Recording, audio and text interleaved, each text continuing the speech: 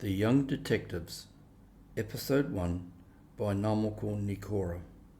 Chapter 1, A New Beginning. Tom, Mark, Tipo and B stood in the spacious attic of Tipo's house, their headquarters for the newly founded Young Detectives Agency. Sunlight streamed through the small window, illuminating an array of maps, old trinkets and books that spanned the ages. The excitement in the attic buzzed like a swarm of bees, each of them savouring the weight of possibilities. Can you believe it? Just a year ago we were mere sidekicks for Sherlock Holmes, Mark exclaimed, beaming with anticipation. They had travelled throughout time and space, aided by their mentor's astounding methods.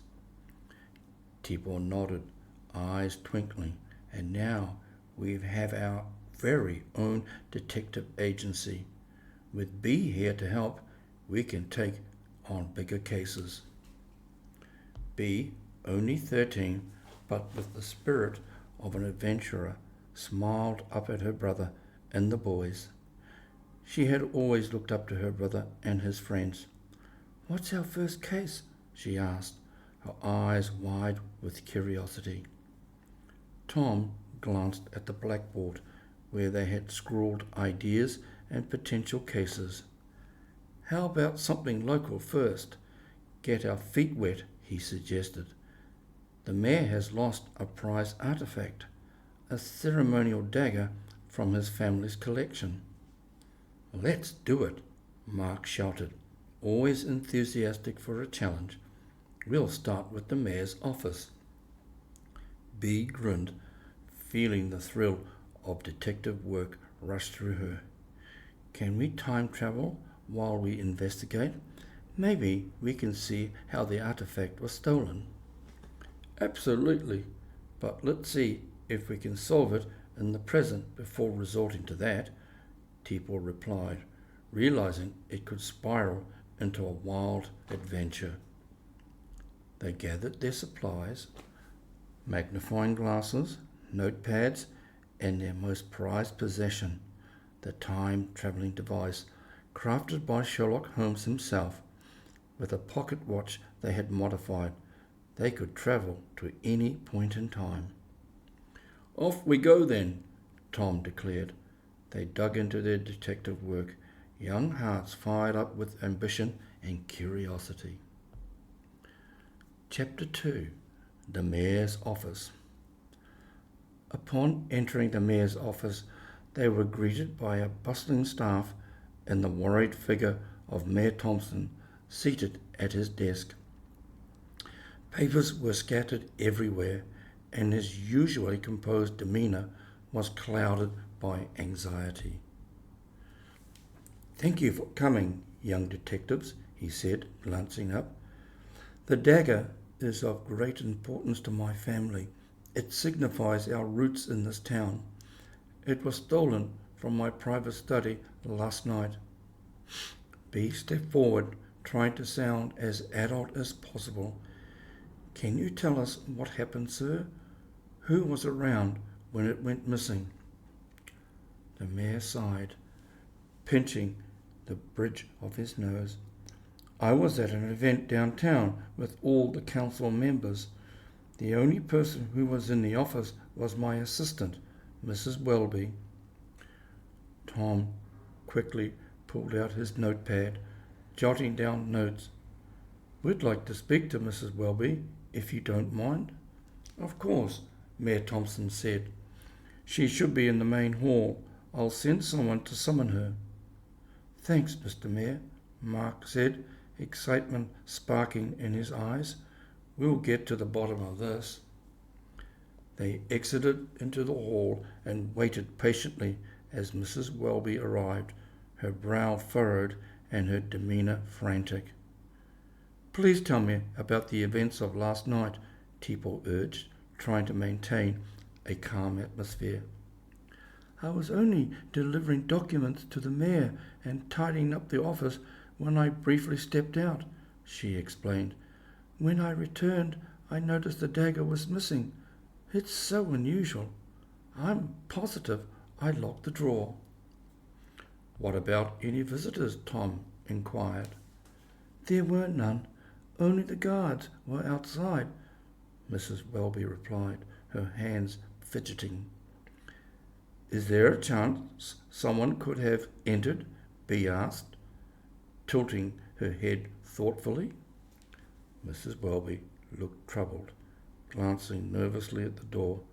I can't be certain." The four friends exchanged looks, realizing they had to find more information before they could solve this mystery. The pressure was already mounting as the mayor paced anxiously behind them. Chapter 3. Gathering Evidence. "There's a lot of uncertainty," Mark whispered to the others as they stepped away from the mayor's office. "If Mrs. Welby was the only one inside, then she's either hiding something or didn't have the chance to see." "Let's check her story against the guards," Tom suggested, pulling out their time travel device. "We might need to go back to the night of the theft to find anything." "Why not verify the guards' narratives first?" Bee asked, ever eager to contribute. "Maybe we can catch her in a lie." "Smart thinking, Bee," Tipo said, giving her an approving smile. "Let's listen to what the guards have to say." The group made their way to the front entrance, where a guard stood vigilant. "Excuse me, sir," Tom called out. "Can we ask you a few questions regarding the mayor's office last night?" The guard nodded, his expression puzzled. "Of course. I was on duty throughout the evening. It was quiet until the mayor's event ended. No one entered or exited the building without me knowing." "What about sounds? Did you hear anything unusual?" Mark pressed. "Not really. Just the odd creak of the building. It's an old place. It makes noise at night," the guard replied, shrugging. Tom mused and tried to gauge the guard's demeanour. "Did you check the doors regularly?" "Yes, but it's all very routine," the guard said. "I can assure you it was locked tight." "Thank you, sir. Your information has been invaluable," Tipo said sincerely, motioning for the others to step away. "Definitely something there," Tom noted, considering everything they had learned. The dagger was stolen right from under the guard's nose, and Mrs. Welby was inside. But how? "I say we use our time device to explore last night now," said Bee, her excitement building. "We can see what really happened." "Let's do it. We can unravel the puzzle," Mark exclaimed, and with that they activated the device, ready to jump back in time. Chapter 4. A Night to Remember. Suddenly the room around them shifted, colours swirling as they travelled through time. Moments later they found themselves in the mayor's office, the atmosphere different than it had been in the morning. The clock ticked, indicating it was past 8 p.m, the exact hour when they were told the theft would occur. "Locate the dagger," Tom whispered excitedly as they quietly observed their surroundings. They crept closer to the desk, hiding behind furniture as shadows from the flickering candlelight danced against the walls. They could hear muffled voices from outside. Suddenly, Mrs. Welby burst through the door, pacing anxiously. "I must finish the paperwork," she muttered, her voice tinged with stress. "Let's keep an ear out," Mark suggested, and they positioned themselves better to hear her. "Everything depends on this," Mrs. Welby said aloud, her voice wavering. "No one must know. Not yet. I'll have my moment." She crossed the room, beginning to rummage through papers and filing cabinets while the boys glanced at each other in confusion. "What does she mean? Her moment," Bea whispered, her eyes wide with wonder. "Whatever it means, we need to stick around," Tom said, determination swirling in his gut. Just then, the noise of footsteps echoed outside, causing Mrs. Welby to freeze. "Oh no, they're here!" she exclaimed, rushing to the desk. In one swift movement, she opened the drawer and snatched the ceremonial dagger from inside, cradling it cautiously. "Why would she have it?" Mark murmured, equally perplexed. Before they could dwell on that, the door swung open to reveal a hooded figure. It was a man, tall and imposing, and he cast a shadow over the room. "Give it to me, Mrs. Welby," he commanded, voice deep and threatening. Without a moment's hesitation, Mrs. Welby handed over the dagger, her hands trembling. "Please, don't hurt me." The boys gasped, realizing that Mrs. Welby was indeed guilty of something, but perhaps not alone. "Who are you?" Mrs. Welby squeaked, her voice quaking.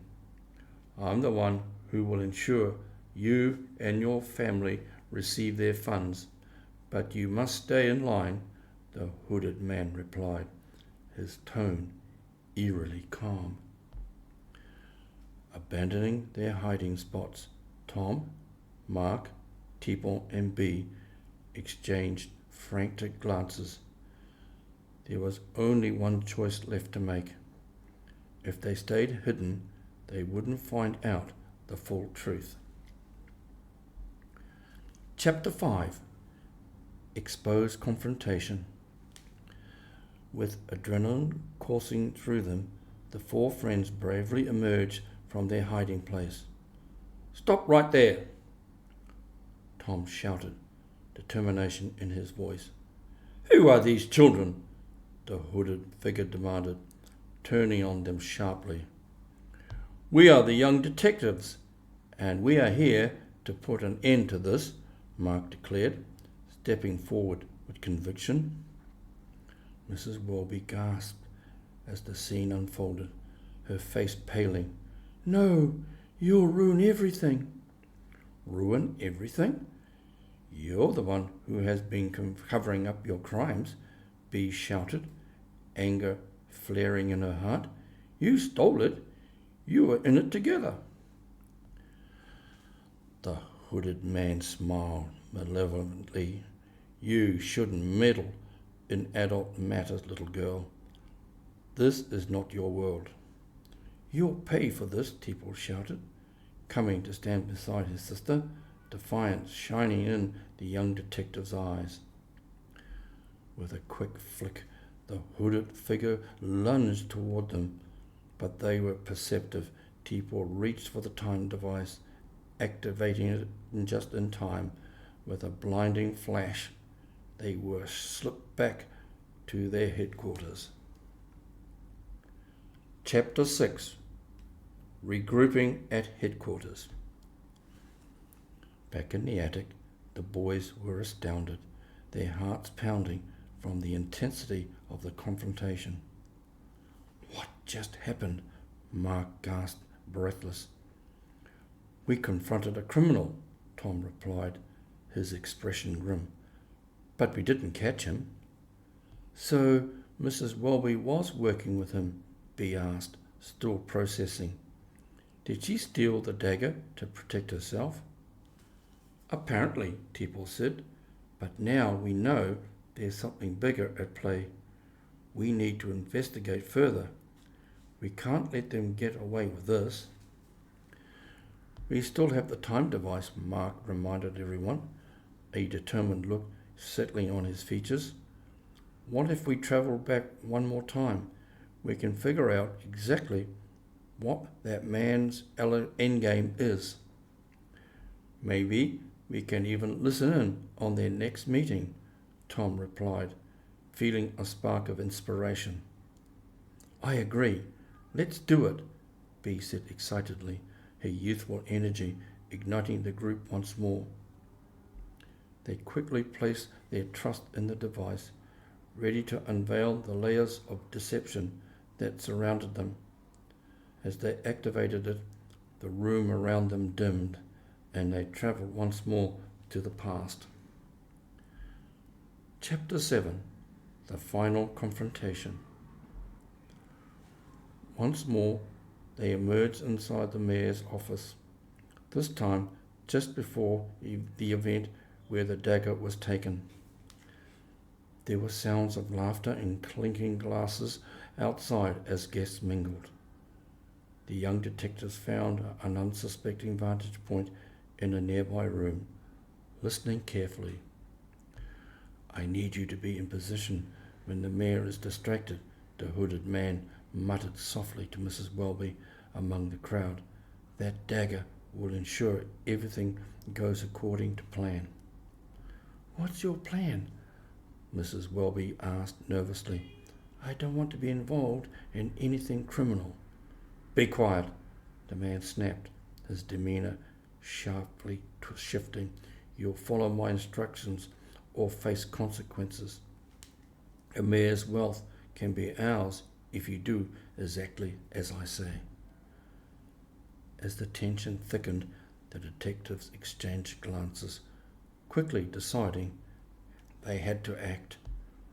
After we get the dagger, we'll expose him to the authorities, Tom whispered.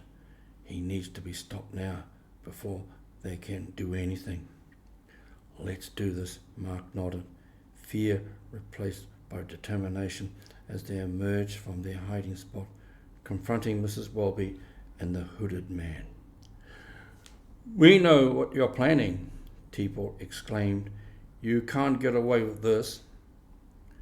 The hooded figure turned in shock, anger flickering across his face.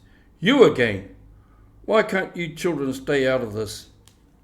Because we're not afraid of you, Bee retorted, stepping boldly forward. We will put an end to your deceit. With that, they moved in coordination, catching the hooded man off guard. Just as he lunged to flee, Tom activated the device once more, propelling them into action. Chapter 8. The Aftermath. They landed back in the attic, heartbeats racing, adrenaline coursing through their veins. In the wake of their final confrontation, a sense of relief washed over them. We did it, Tipo exclaimed, catching his breath. But what now? We need to warn the mayor. Already on it, Bee grinned, her excitement bubbling over. Let's plan out our next steps. We need to be ready if that hooded man tries to show up again. Good idea. We can use the time device to catch any future meetings, Tom added, already jotting down notes. Their headquarters filled with the sounds of eager plotting and discussion. Over the following days they gathered intelligence, monitored movements, and prepared for the next phase. They never anticipated what would happen next, a series of events that would set them on another path of great adventures, all stemming from their most recent case. Little did they know, greater mysteries awaited beyond the horizon, testing their resolve and bond. Chapter 9. A New Adventure Beckons. Weeks later, Tom, Mark, Tipo and Bee stood in their attic, excitement swirling through the air. News spread of a legendary artifact that had surfaced, a timepiece from the 17th century that contained the power to manipulate time itself. I heard that it's been stolen. Wouldn't it be cool if we solved that case? Mark said, his imagination racing. Bee's eyes sparkled with ambition. If we manage that, it might even lead us to meet Sherlock Holmes again. Let's dive in. No more waiting, Tipo declared, fueled by adrenaline. With that, their time device at the ready, once more, the young detectives were prepared to embark on their next thrilling adventure. Together they would explore the depths of mystery and time, determined to unveil the secrets that lay hidden. Together they were the young detectives, fierce, unrelenting, and eager to change the world one mystery at a time. The Young Detectives, Episode 1 by Ngamoko Nikora. Copyright Ngamoko Nikora.